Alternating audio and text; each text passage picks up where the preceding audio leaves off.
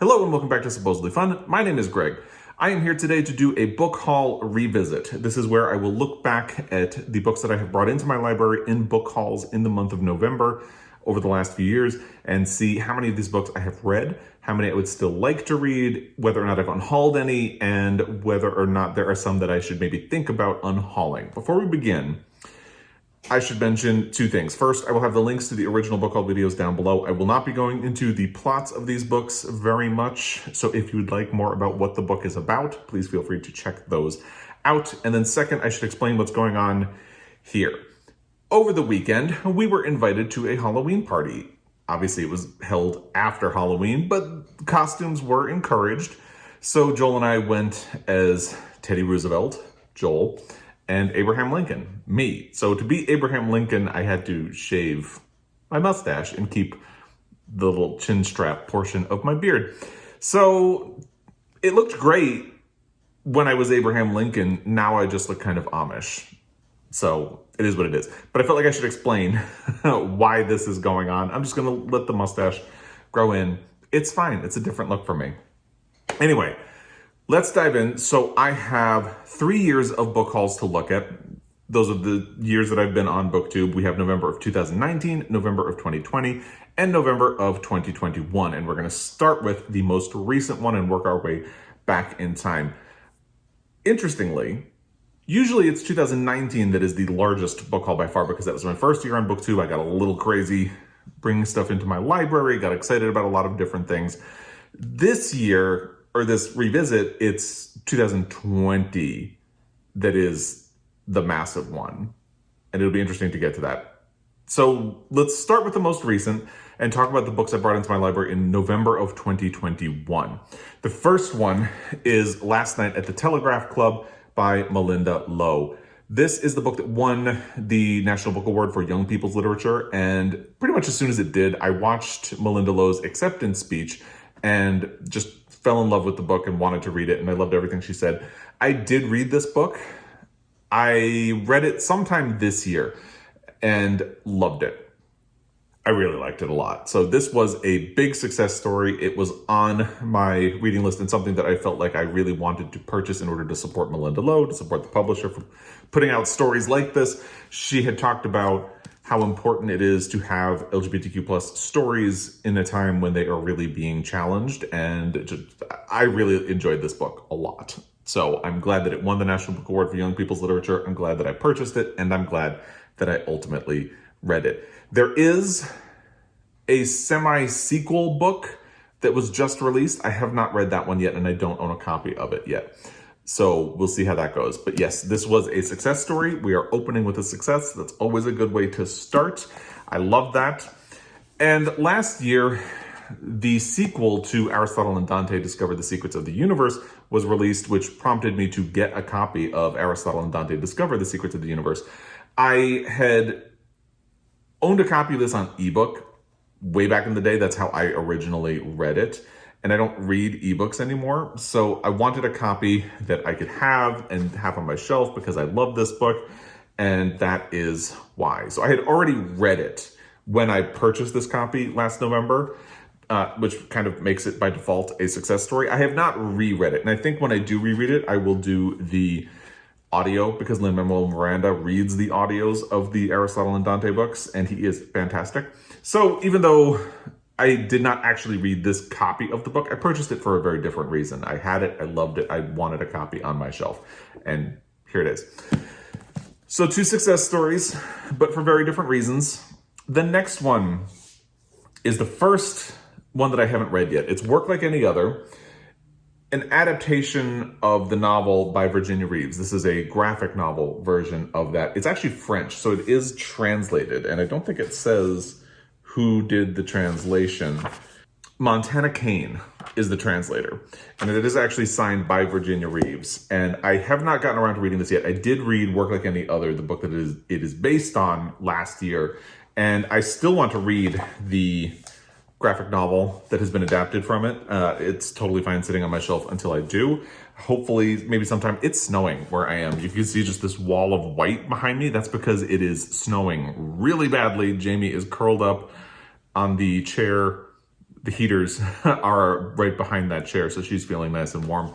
So if the weather continues like this might be a fun thing to pull out some weekend and just tear through. So I still want to read it, but I have not gotten to it yet.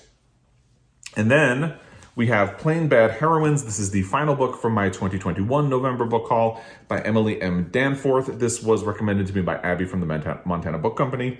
So I purchased it, and I did read The Miseducation of Cameron Post, which was the previous book by Emily M. Danforth. I have not gotten to this yet. However, there is a new LGBTQ plus book club in Missoula.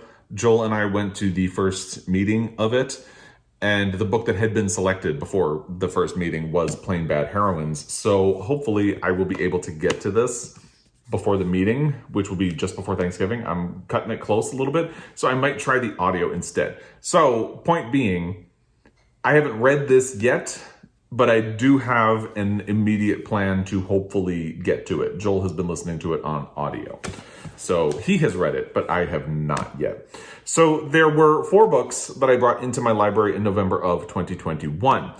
I have read 2 of these books. One before it was purchased, and that is Aristotle and Dante, and then the other one was last night at the Telegraph Club. There have been no unhauls, and I do not have any immediate plans to unhaul any of these books, and it'd be easy to get to work like any other at some point, and I'm hoping I will get to Plain Bad Heroines before the book club meeting.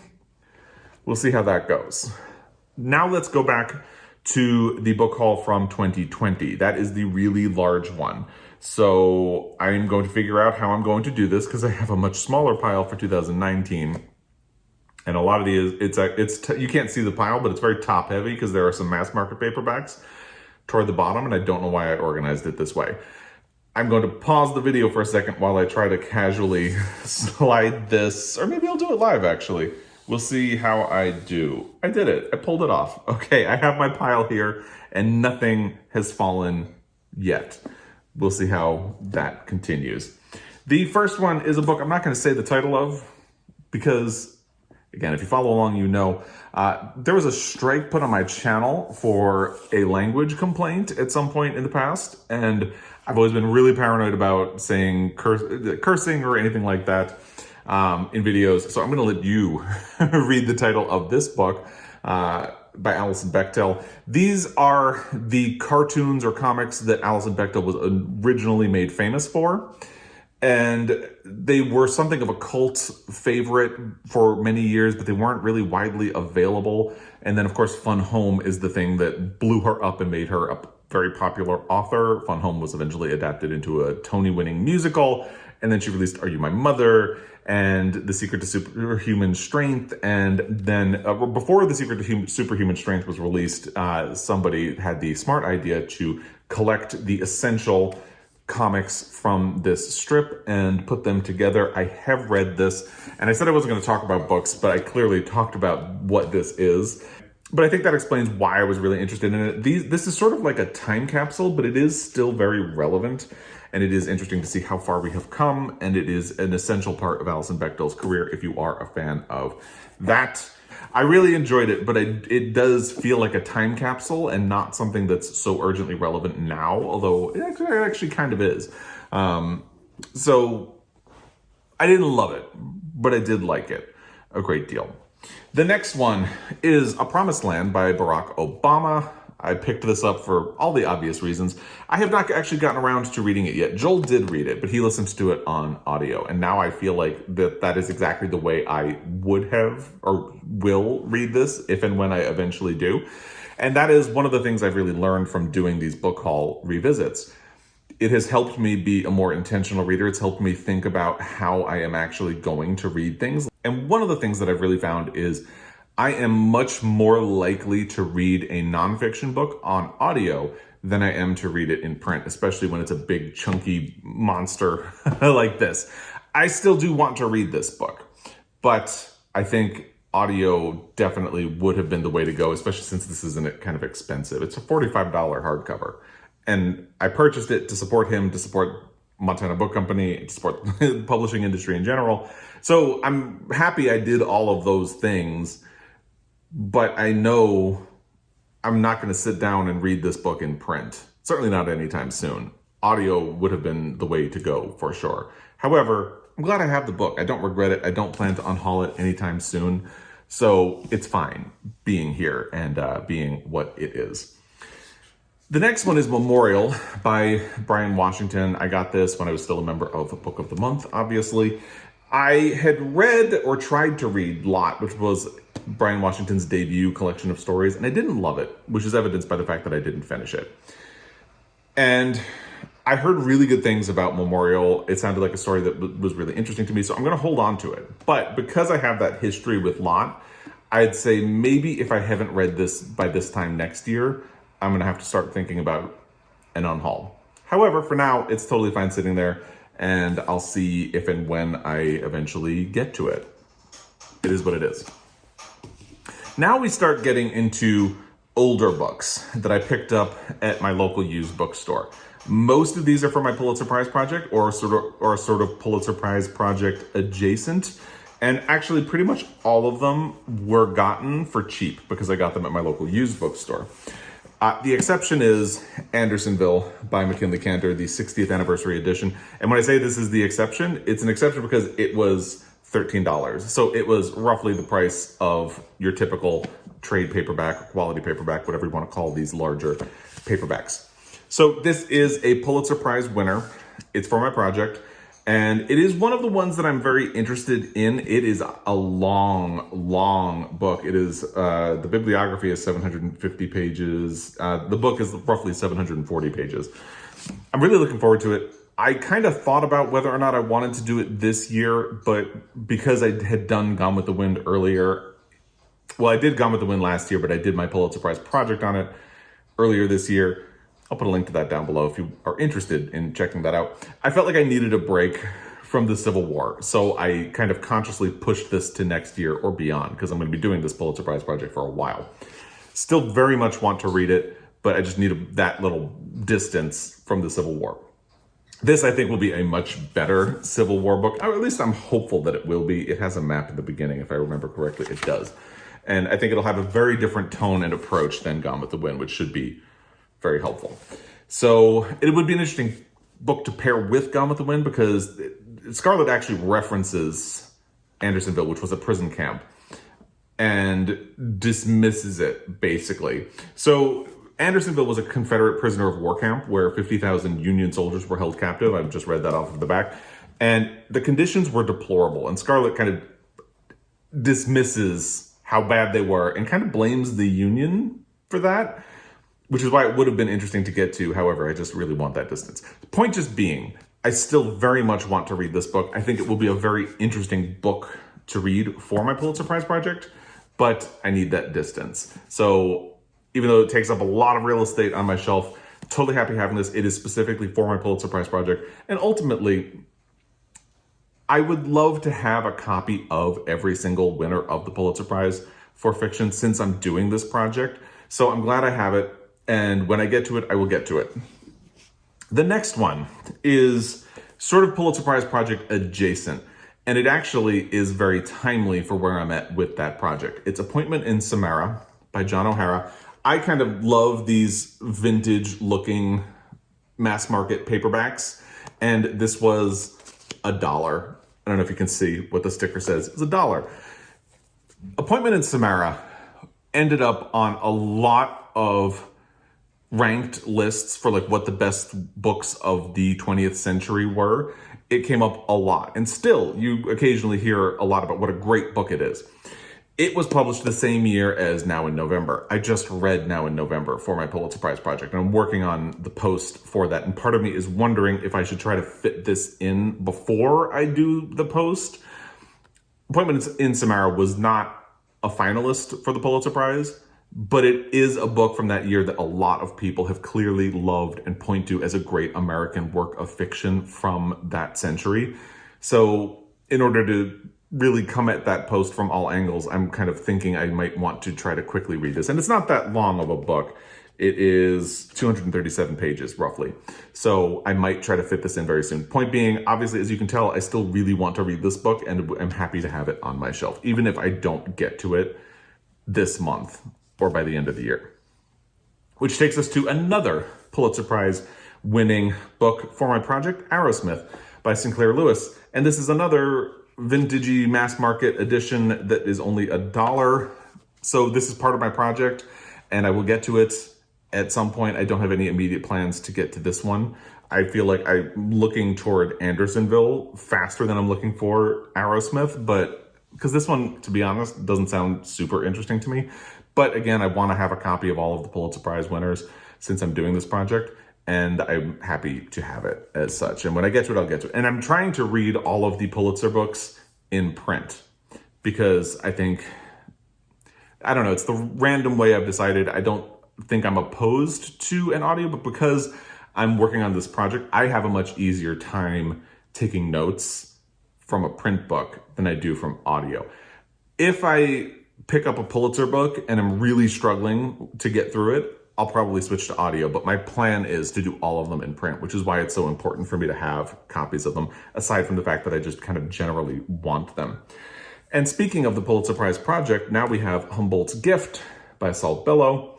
This is his Pulitzer Prize winner for fiction. Again, kind of funny vintage mass market edition of the book. This is going to be an interesting one because the type is a little tiny. Oh, there's a index card with a little note on it that I don't understand. That's interesting. That's what happens when you buy from used bookstores. Anyway, this one was also $1. So it is here for my Pulitzer Prize project when I get to it. Saul Bellow is an author I have not read and I would really like to read more of. So that's a good excuse to try to get to him sometime soon. And again, I feel like this is one that is a little higher on my list of priorities for the Pulitzer Prize project alongside Andersonville and unlike Arrowsmith. Speaking of Saul Bellow, they had a copy of The Adventures of Augie March, which is a book that I used to have in a very nice edition at the end of the 20th century. Penguin did a series of books for the great books of the 20th century, and The Adventures of Augie March was one of them. I downsized my collection of those. I had a lot of them for a while because I was working at Borders. I had a discount on books. I was single, had a lot of money to spend and not care about where it went. So eventually, when I moved a couple of times and I downsized them and I got rid of a bunch of them. Unfortunately, I got rid of The Adventures of Augie March because it is a book I really want to read. So I'm glad I found another copy of it. It has a vintage 80s feel to it. And I'll be happy holding on to this to get to it because, again, Saul Bellow is an author I'm hoping to try sometime soon. Another book for my Pulitzer Prize project that I'm more hesitant about, not just because of the size, but because of the content of the book itself and a little bit about the author, is The Executioner's Song by Norman Mailer. It is described as a true life novel. Lots of complicated things I could say about this book, but I feel like that's for a later Pulitzer Prize project because it did win. There's a wild story behind this book, and I'm sure a lot of you already know it. I'd say I'm much more likely to get to Saul Bellow and Andersonville before I get to this one. Because of the story behind this one, I would probably do it before I would do Sinclair Lewis and Arrowsmith, but I'm going to need to set aside a lot of time for this one. It is, it's over 1,000 pages. The afterword starts on page 1020, and the last page of the book is 1019. It's a long book, but I'll get to it someday. All right, and then the last 3 books that I picked up in November of last year. I should mention, by the way, I am removing any Sue Grafton books from this because I think there were 3 Sue Grafton books in November of 2020. I was recompleting my collection of Sue Grafton books because I gave all of them away when I was moving one time and had to downsize my library because I figured, well, if I ever reread these, I'll probably do it on ebook, but I don't read ebooks anymore. So I'm leaving them out of my book I'll revisit because they were purchased for a very different purpose. I'm also leaving out a book that I had won on Instagram in a contest and had never actually been all that interested in reading. So it's probably not a surprise that I didn't read it and unhauled it, but just FYI, I think that was from 2021. Yeah, so if you go back and you look at the original videos, you might see some things that are not listed here, but there's a reason for it. So anyway, the last 3 books that I am including are all Agatha Christie. I have really struggled with mystery and thriller books because I don't really like what the genre has turned into in the wake of Gone Girl. I like classic whodunits, and the widely regarded master of that is Agatha Christie. I've had very hit or miss luck with Agatha Christie. One of the ones I got is And Then There Were None, which I read and loved when I was in high school, and it has this fun vintage cover of it that's racist, you know? It's not great. It's clearly paying homage to the original title of the book, which was 10 Little Indians. And yeah, it's not great. But I remember really liking the book. So I got a copy because, again, it was $1. And I got a copy of Death on the Nile, which I read this year. Used it for a prompt on the Montana Book Company Reading Challenge. It was supposed to be a book that will be turned into a movie or series this year or beyond. And because that awful adaptation was coming out this year, I just used it as an excuse to read Death on the Nile, and it was fine. I'm not really a Hercule Poirot fan. Luckily, the other one I got, The Seven Dials Mystery, is not a Hercule Poirot, I can talk, book, and I will hopefully be getting to this sometime soon. So these are kind of library builders, things that I wasn't urgently looking to get to. The only one I had already read was And Then There Were None, and then I did get to Death on the Nile, and I will get to The Seven Dials Mystery at some point. Hopefully I'll enjoy it more than Death on the Nile. Again, I'm just not much of a Hercule Poirot fan. So in November of 2020, I brought 12 books into my library. I have read 3. One of those was read before it was purchased, and that was And Then There Were None by Agatha Christie. The other 2 that I have read are Death on the Nile by Agatha Christie and the Alison Bechdel book. There were no unhauls here, and I don't think we're likely to have any within the next year. The only one that's kind of teetering on the edge is Memorial by Bryan Washington, because again, I didn't like his story collection. So if I haven't read his book by this time next year, I might think about just letting it go. But otherwise, it's fine for now. So there's nothing that's imminently going to be unhauled. I'm not going to pull anything to the side and get rid of it at this moment. Now let's go to November of 2019. This is a small book haul, and it was very hit or miss. So the first one that I brought in was The Great Pretender by Susanna Cahalan. This sounded really interesting. Ultimately, I hadn't read it, and the urgency to read it really died down over time. And I had a little chat with myself, I think about this time last year, where I was thinking, how likely am I to pick up this book and read the physical copy? And the answer is really not likely. This is one that, like, I've talked about this with Barack Obama. If I read this, I would do it on audio. And I decided it wasn't really worth having the book keeping up space. I really needed space on my shelves, so I unhauled it. It is gone. I might try it on audio at some point, but it's not here anymore. And then The Fountains of Silence by Ruth Sepetys kind of went into the same thing. I really needed space toward the end of the alphabet from S on, and really needed to make difficult decisions. I do want to read The Fountains of Silence, but I reached out to some people who have read Ruth Sepetys that I know have read her and asked them about it. And the only one I remember is Doris from Aldi Books. And she said, that one is not essential. There are other books I'd recommend that you get to by her first, and I think you're totally fine doing it on audio. Hence, I got rid of it. It is what it is. I think I have an audio on a hold list somewhere, not on a hold list, but saved somewhere. So maybe someday I will do it that way, but I didn't need it taking up space in my library. So the next 2 are the ones I still have, obviously. The first one I have not gotten around to reading yet. It's Mr. Loverman by Bernardine Evaristo. When Bernardine Evaristo was on the long list for Girl, Woman, Other, I really wanted to read Girl, Woman, Other very badly. And then as she made it to the short list, sometime around then, I looked into her back catalog, and this is the book that had really jumped out to me from that. I still very much want to read it, so I'm going to hold on to it. I'm happy holding on to it until I get to it, because I loved Girl, Woman, Other, and I want to read more of Bernardine Evaristo's books, and that one seems tailor-made to my interests. It's going to stay. The final book in this book haul revisit is Song of Solomon by Toni Morrison. I have been trying to read more Toni Morrison. I love Toni Morrison in the recent years, and I purchased this. I can't remember if I had already planned the buddy read that I ultimately did with Amelia Reeds, who is a commenter, in the beginning of 2020. Loved it. This was ultimately my favorite book of 2020 that I read in that year. Very stiff competition up against Hamnet and Shuggy Bane, but I felt like I had to give it to Song of Solomon. This is a tremendous book. Tremendous. I loved it. I think it might be my favorite Toni Morrison, although objectively speaking, Beloved is clearly her masterpiece. I think my personal favorite is Song of Solomon. Really great book. So I brought 4 books into my library in November of 2019. I've read one, Song of Solomon, great success story. I unhauled 2, and the other one, Mr. Loverman, is something I really desperately want to get to. I am hoping maybe June. I prioritize LGBTQ plus reads in the month of June for Pride. So it's been on my list every June, and I'm hoping that maybe this coming June will be the one time that I get to it. So overall, I brought 20 books into my library in the last 3 Novembers.